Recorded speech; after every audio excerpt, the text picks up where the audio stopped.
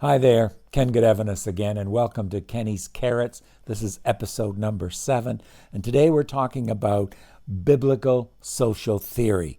I'm going to be using the definition and description of biblical social theory, what it should look like, what it should do, and how we would go about it, based on the writings of Chris Watkin in his book called Biblical Critical Theory, a book I'm finding very interesting.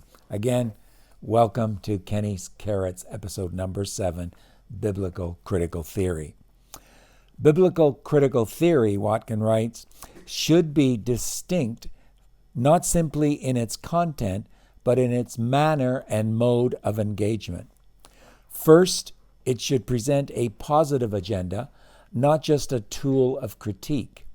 It will not just analyze contemporary society, but provide a vision for its future flourishing and renewal. Second, it will present a challenge to customary and fashionable ways of thinking.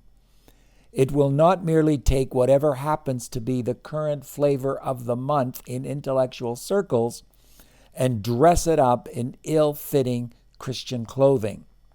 That is how we ended up with the Marxist Christ of the 1960s, the hippie Christ of the 1970s, and the postmodern Christ of the 1990s.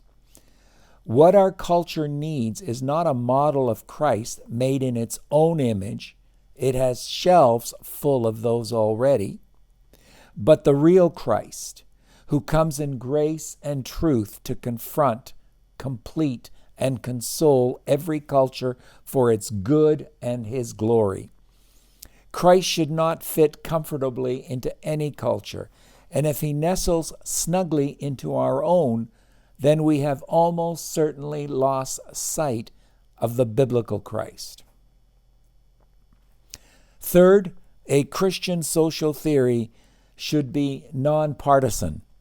It will not be a tool to promote the interests of a single political party or interest group in society, and it will not be just one more turn of the emancipation narrative crank, with Christians portrayed as a downtrodden minority, victims of discrimination who need liberating and who demand equality. It will be radically conservative and conservatively radical, traditionally progressive and progressively traditional. Finally, Christian social theory, as it seeks to conform to the image of Christ, has the capacity to be both humble and strong, loving and truthful.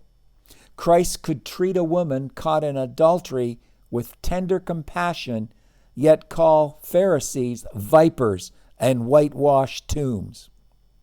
If a Christian social theory aspires to represent Christ in the theoretical sphere, then it must not hammer away rebarbatively at only one or two of Christ's mode of engagement with his hearers, but it must be able to play every octave of his expansive keyboard and, the hardest thing of all, know which note to strike at which time. Its heroes should not be its authors, but the Christ whom it exegetes. Its goal should not be to impress or to conquer, but to serve and, by God's grace, to save. It should not be too proud to accept correction from those who disagree with it where that correction is warranted. And its animating dynamic should not be an ethic of violence, but an ethic of love. There you have it. Biblical social theory. Join us next time on Kenny's Carrots.